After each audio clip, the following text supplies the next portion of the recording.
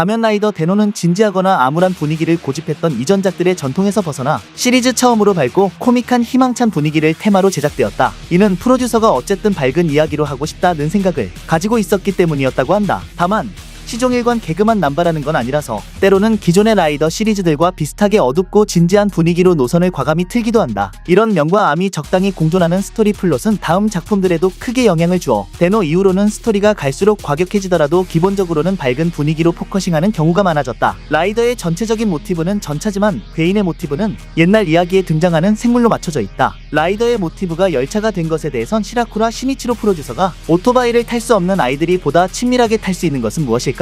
라고 생각해서 나온 아이디어였다고 말했다. 정작 안노 히데아키는 이 작품을 안 봤다는데 명작인데 왜 안 봤냐는 질문에 라이더가 기차를 타야지 전차를 타는 건 좀 이라고 반응하기도 했다. 기본적인 이야기 구조는 전체적으로 단순한 편, 미래에서 온 침략자 이메진이 계약자에게 빙의해 사건을 일으키고 그 사건을 시간의 운행을 지키는 전사인 데노가 해결해주는 전형적인 히어로물의 성격을 띠고 있다. 하지만 그 단순한 기승전결 안에서 시간에 대해 생각하게 해주는 부분이 상당하고 스토리를 이해하기 위해서는 진지하게 생각을 해봐야 하는 부분도 있어서 절대로 대충 만든 것은 아니다. 애초에 시간과 기억이라는 테마 자체가 이야기 플롯을 세세하게 만드는 주요 요소이다. 가면라이더 히비키 이후로 2년 만에 에피소드별 서브 타이틀이 다시 부활하였고 이 작품 이후 쭉 서브 타이틀이 나오고 있다. 쿠우가 이후로 오랜만에 아군 측 사망자가 나오지 않은 작품이다. 주인공이나 아군 측의 주역에서 단 한 명도 사망한 이가 없으며 사쿠라이와 같이 소멸하는 인물도 머지않아 원래대로 돌아갈 수 있다는 암시를 남기고 있다. 그리고 적 괴인에 의한 살인 묘사도 적고 과거로 간 이매진의 파괴 활동에 휘말려서 죽은 일반인도 현대에 있는 누군가가 기억해주고 있는 경우엔 괴인을 쓰러뜨리면 소생한다는 방식을 취하고 있어 역대 가면라이더 시리즈 중에서 사망자의 수가 극단적으로 적다. 최초로 변신 시 벨트에서 AR 홀로그램 인터페이스가 나오면서 변신하는 연출이 도입되었다. 이 덕분에 변신 CG의 현실감과 입체감이 늘어나고 더욱 멋있는 연출을 사용 가능하게 되어 후속작들에서도 절찬리에 사용되고 있다. 높은 인기 덕분인지 종영 이후 20주년을 바라보고 있음에도 꾸준히 관련 매체에서 얼굴을 비춰주고 있다. 극장판 제작 횟수만 무려 6번이며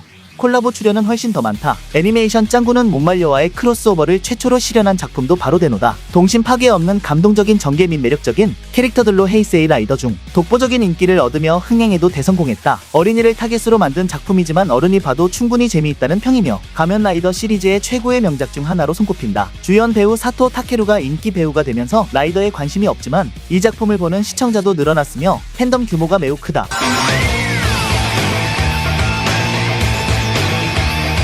가면라이더 키바는 제목의 유래는 킹 오브 뱀파이어의 약자, 처음 구상했을 때는 가면라이더 블러드였다고 한다. 이후 저 명칭은 10년 후에 다크라이더 명칭으로 재활용되었다. 전체적인 테마가 가톨릭풍 다크 판타지라 라틴 드라마 특유의 자극적이고 강렬한 막장 스토리 클리셰를 충실히 따르는데 이 때문인지 유달리 다른 작품들보다 기행이 자주 범람해서 가면라이더판 막장 드라마로도 불린다. 오죽하면 맨정신으로 보기 힘들다는 말이 있을 정도 가면라이더라고 지칭하지 않은 2000년대 마지막 작품이며 헤이세이 라이더 시리즈 최초로 변신 시에 뱅크신을 사용한다. 작품 외적으로 보면 큰 인기를 누린 전작을 벤치마킹한 흔적이 보인다. 평상시에는 아지트에 짱 박혀있는 괴인들이 주인공이 부르면 주인공한테 깃들면서 무기와 색깔이 바뀌는 폼체인지 방식 등 또한 전작에서 큰 수익을 거둬서 예산이 넉넉했는지 초반에는 고퀄의 필살기 뱅크신을 만드는 등 CG 연출이 풍부했다. 1986년과 2008년의 주인공과 히로인이 부모와 자식 관계라는 것이 큰 특징. 음악이 큰 비중을 차지하다 보니 본작 전용의 타이어 밴드 TTRA, FANG를 시작으로 많은 캐릭터가 자신이 부른 테마곡을 가지고 있다. 뱀파이어를 비롯한 기타 다른 서양 전래 괴물들과 그들을 물리치는 헌터 등 고딕풍의 설정을 주요 소재로 한 비주얼과 몰입도는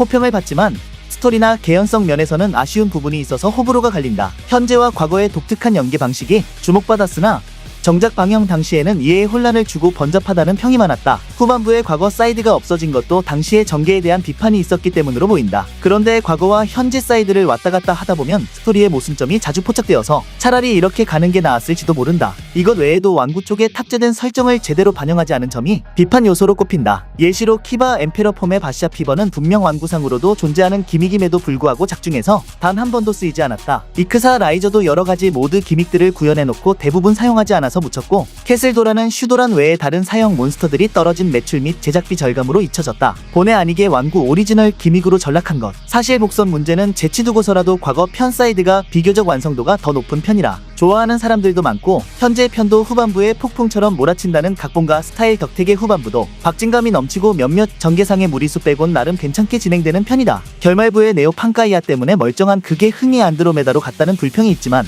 그걸 감안하더라도 충분히 잘 마무리 짓고 끝났다는 게 중론이다. 아무튼 장단점이 극명하다는 점 때문인지 유달리 다른 작품들보다 완성도에 대한 내려치기를 심하게 당한 작품이다. 일단 전작인 데노가 너무 크게 흥행한 탓에 상대적으로 저조해 보이는 것도 있고 과거작이라 세세한 정보량이 적어 교차 검증이 어려웠다 보니 발생한 문제로 추정된다. 그래도 현재는 취향에 맞는 사람이라면 얼마든지 재밌게 볼 수 있는 작품으로 요약되고 있다.